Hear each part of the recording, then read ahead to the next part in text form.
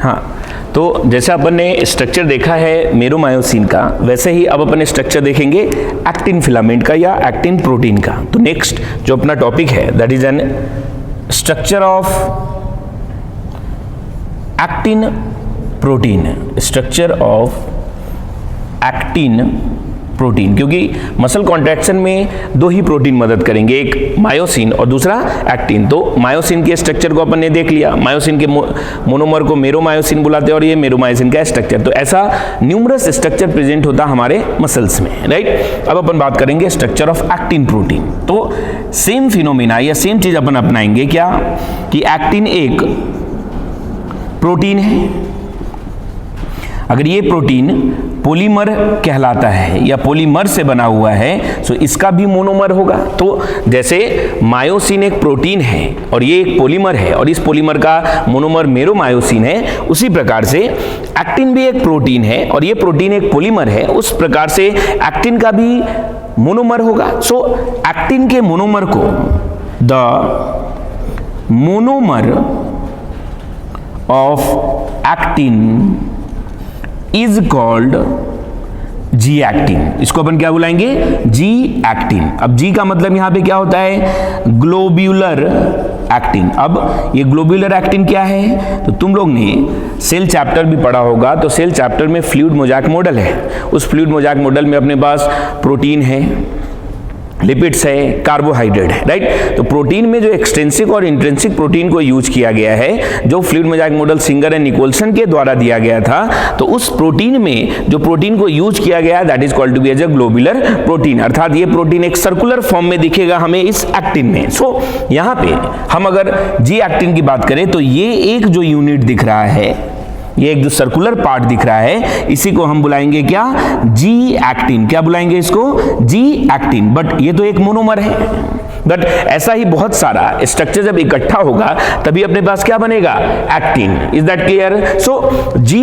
Actin एक unit है, right, एक मोनोमर है। तो हम क्या देखते हैं कि एक्टिन वो प्रोटीन है जो प्रोटीन में डीएनए के समान, तुम लोग को डीएनए के बारे में पता है कि डीएनए एक double helical coiled structure form में होता है। ये देख, ये अगर डीएनए है, राइट, जो कि डबल हेलिकल क्वाइल्ड स्ट्रक्चर के फॉर्म में है, तो ऐसा ही स्ट्रक्चर हम एक्टिन में ही देखते हैं। तो एक्टिन में जो वो स्ट्रक्चर बनाता है वो कौन बनाता है, जी एक्टिन। कैसे, यहां देखेंगे, राइट। अब यहां पे ये एक जी एक्टिन है, ये एक जी एक्टिन है, ये दूसरा जी एक्टिन, तीसरा जी एक्टिन, चौथा, पांचवा, इस प्रकार से बहुत सारे अपने पास जी एक्टिन का प्रेजेंस होता है। तो ये सारे जी एक्टिन, समझना यहां पे एक इंपॉर्टेंट चीज क्या है कि ये सारे जी एक्टिन एक दूसरे से जुड़े हुए रहते हैं with the help of magnesium ion. तभी एक क्वेश्चन पूछा जाता है, क्या क्वेश्चन पूछा जाता है, लिखो कि which of the following ions helps in the muscle contraction. ये क्वेश्चन पूछा भी जा चुका है कि which of the following ion helps in the muscle contraction. There are two ions which helps in the muscle contraction, one is the calcium and other is the magnesium. तो calcium muscle contraction में तो मदद करता ही करता है, magnesium भी करता है। कैसे, 2G actin are joined with the help of magnesium ion. दो जी एक्टिन किस चीज से जुड़े होते हैं, मैग्नीशियम आयन से। तो अगर तुम्हें क्वेश्चन पूछा गया कि कौन से दो आयंस मदद करते हैं मसल कॉन्ट्रैक्शन में, तो अपना आंसर हो जाएगा कैल्शियम एंड मैग्नीशियम आयन। ये क्लियर है, राइट। तो मैग्नीशियम आयन वाला कंसेप्ट कहां से आ रहा है, तो दो जी एक्टिन को जोड़ने के लिए क्या यूज होता है, मैग्नीशियम आयन, और एक यूनिट को क्या बुलाते हैं, जी एक्टिन। तो ऐसा जी एक्टिन अपने पास और भी है, ये देख। बट क्या ये डबल हेलिकल क्वाइल्ड है, नहीं। अब ये डबल हेलिकल क्वाइल्ड के फॉर्मेशन में अपने को दिखेगा कुछ इस प्रकार।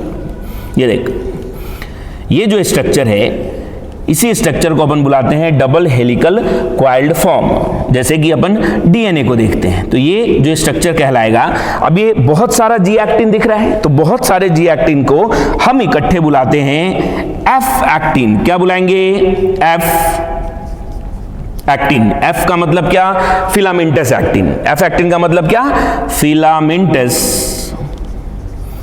एक्टिन।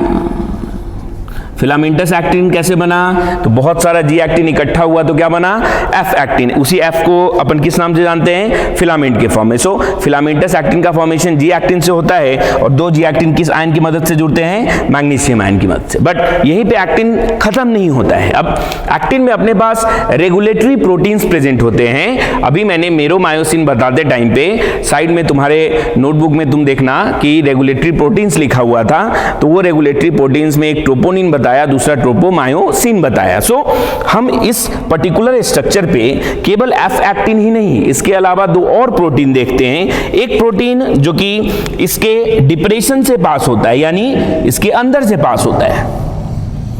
इस डिप्रेशन वाले प्रोटीन को जो कि अंदर ही अंदर पास होता है, इस पर्टिकुलर स्ट्रक्चर को हम एक प्रोटीनियस फॉर्म में ही जानते हैं। This particular protein is called tropomyosin. क्या बुलाएंगे इसको, ट्रोपोमायोसिन।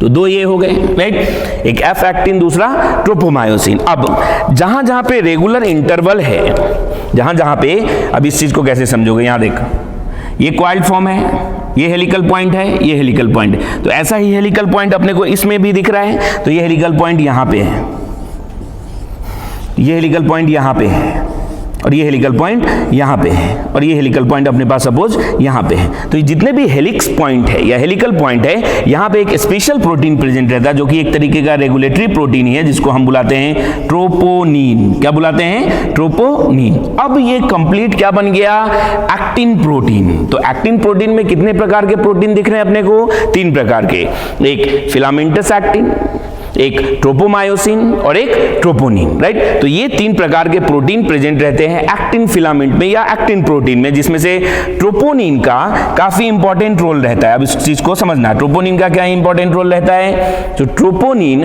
वो प्रोटीन है जो कि एक्टिन पे प्रेजेंट एक्टिव साइट्स को मास्क किया हुआ रहता है। आई रिपीट, ट्रोपोनिन वो प्रोटीन है जो कि इस एक्टिन पे प्रेजेंट एक्टिव साइट्स को ब्लॉक किया हुआ रहता है। जब कैल्शियम आयन आता है तो ये कैल्शियम आयन इस ट्रोपोनिन को बाइंड करके कहीं दूसरे रीजन में ले जाता है, जिसकी वजह से यहाँ पे मैं बहुत आगे का चीज बता रहा है, जब अपन मसल कॉन्ट्रैक्शन वाली चीजों को पढ़ेंगे तब समझ में आएगा ये। तो ट्रोपोनिन का फंक्शन क्या हो जाता है, it mask the active sites